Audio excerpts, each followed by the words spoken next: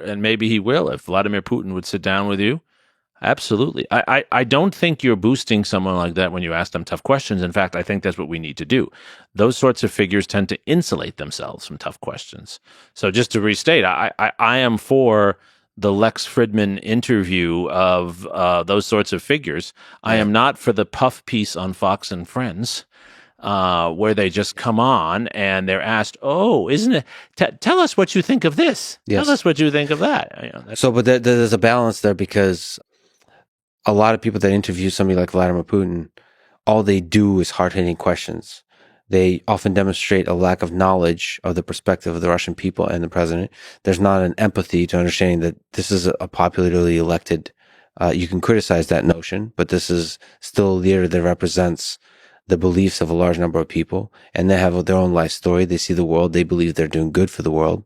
And I don't, that idea seems to not permeate the questions and the thoughts that people say, because they're afraid of being attacked by the people back home, fellow journalists, for not being hard enough. Well, maybe. I think that's probably true. I think in my experience with interviewers is that a lot of them are really lazy. You're not, which is why I like talking to you.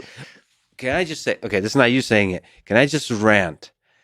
If you're sitting across from Xi Jinping or from Vladimir Putin, you should be fired if you have not read like at least several books on the guy.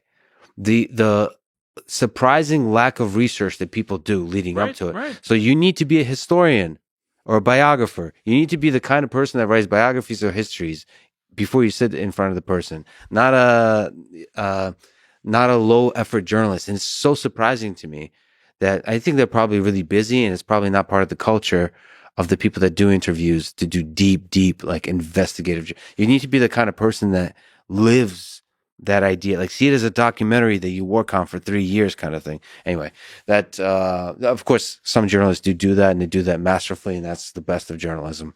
But I think a lot of the times when the questions are, as you said, out of touch with the society that person is leading, it's because the interviewer hasn't taken the time. And I understand you can't be an expert on every subject, but you can do what you do, right? You read my book to prepare for this. You looked things up. You had a sense of the person you're talking to, and you put the time in to do that. This is what I always tell my students, right? The secret to success in anything is outworking other people. Be more prepared. Right? What you show is like an iceberg. It's the tip of the iceberg, right? Is what people see. It's all the work that goes on below the surface. And if you work hard enough, which I aspire to do, at the end of the day, just like an Animal Farm, you'll be like the horse boxer and slaughtered unjustly by those that are much more powerful than you. But you'll be happy when you're slaughtered. You have lived for the right ideal, and history will remember you fondly. Okay. What about Robert E. Lee? So he's the Confederate general that you mentioned. Yeah. Was he a hero or a villain? To me, he's a villain. Many people treat Robert E. Lee as a hero. And one of the points I make in the book is we have to rethink that. And it's very important for our society because Robert E. Lee pops up all over our society, names of schools, names of streets. And he also embeds and justifies certain behaviors that I think are really bad. Lee was a tremendous general. He had the weaker side, and he managed to use maneuver, secrecy, and circumstance to give himself so many advantages and win so many battles he should have lost. So in terms of the technical generalship, he's a great general. But Lee, at the end of the war, never wants to really acknowledge defeat. What he acknowledges at Appomattox is that his soldiers will have to leave the battlefield because they have not won on the battlefield. Mm-hmm. But he refuses to do what Grant asks him, which is to help sell his side on the fact that we're going into a post-war moment where they don't have to see themselves as losers, but they have to get on board with change. Real leadership is convincing people who follow you that they have to change when they don't want to change. Lee refuses to do that. He says to Grant, I quote this in the book, he says to Grant at Appomattox, if you want to change the South, you have to run your army over the South 3 or 4 times. He's not going to do anything. He's not going to help. And he becomes a figure who people rally around in the rest of his life and even after he dies. So it is as if at the end of World War II, Hitler had been allowed to just retire, and he didn't go back into politics, but yet he was there, and he continued to have meetings with former Nazis, and people would rally around the idea of bringing back or going back to Hitler's ideas. Think of how harmful that would be. Lee played that kind of role after the war, and I think it's one of the problems we have now. I don't think we should continue to revere him because it justifies too much of what the Confederates stood for. And that's the difference that you highlight between World War II and the Civil War. That in the case of Hitler, there was an end to that war. There's a very distinctive, clear end to that war. And you also make the case that World War II is not a good example, not a good model of a war to help us analyze history. It's given Americans the wrong idea of what war is, because World War II ends as most wars don't end. World War II ends with the complete defeat of the German army and the German society, and the near complete defeat of Japan, and where both sides, in different ways, accept defeat. What I'm pointing out in the book is that most wars don't end with one side accepting defeat, and generally the war continues after the battles end. This is something that's hard for Americans to understand. Our system is built with the presumption when war is over, when we sign a piece of paper, everyone can go home. It's not what happens.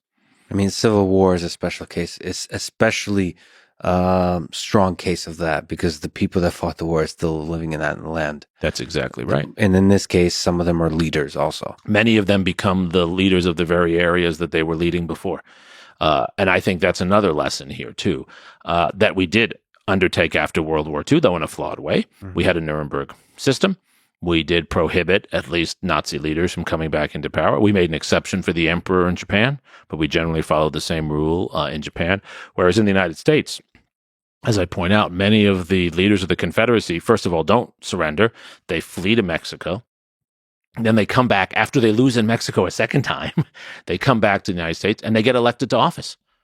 The guy who writes the election laws in Texas, Alexander Watkins Terrell, most people don't know this, even in Texas. He was a Confederate general, fled to Mexico, so he committed treason by joining the army of Maximilian, Emperor of Mexico, who was put in power by Louis Napoleon.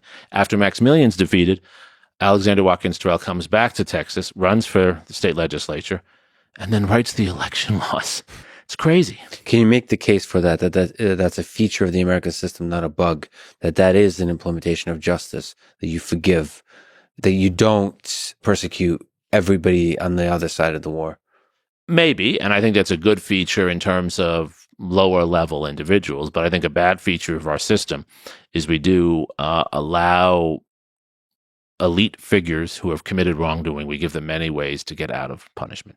You are more likely to be punished in this society if you do something wrong and you're not an elite figure than if you are an elite figure. That's true. There should be a proportional, like forgiveness should be equally distributed across the And it's not. Yeah. And it's not. But we could change that. We could fix that. How do we fix that? How do we fix that? What I think was argued at the end, this is one of the really important things about studying history. You learn about ideas that were not pursued that could be pursued today. At the end of the Civil War, there was an effort to ban anyone who was in a leadership position in the Confederacy from ever serving in federal office again. That's the third element of the 14th Amendment. It's in the 14th Amendment. The 14th Amendment, Clause 3, says that if you took an oath of office, meaning you were elected to office, you're an elite figure, and you violated that oath, you can still live in the country. You can still get rich, but you can't run for elected office again. Yeah. And we've never really implemented that. Is it obvious that everybody who's in a leadership position on the Confederate side is a bad person for the future of the United States? Or is that just a safe thing to assume for the future of the nation? I think it's the latter. Maybe people do things for all kinds of reasons, and sometimes they have regrets. That's also why we have the pardoning capability. You could pardon someone individually if they show you that they've changed. Yeah. And it would only create fairness, because right now, let's say, Lex, you take out a huge, huge loan, and you don't pay your loan back. That will go on your credit, and you won't get a big loan again. You don't get to say, just give me another chance. You're going to have to prove. Right. I think about holding public office in the same way. If you've violated your credit rating on that, you should have a much higher road to go to prove to us that you should be back in office. How did the war end, in quotes? what was so you said, and you make this case in the book, that in some sense, the elements, the tensions behind the Civil War continue to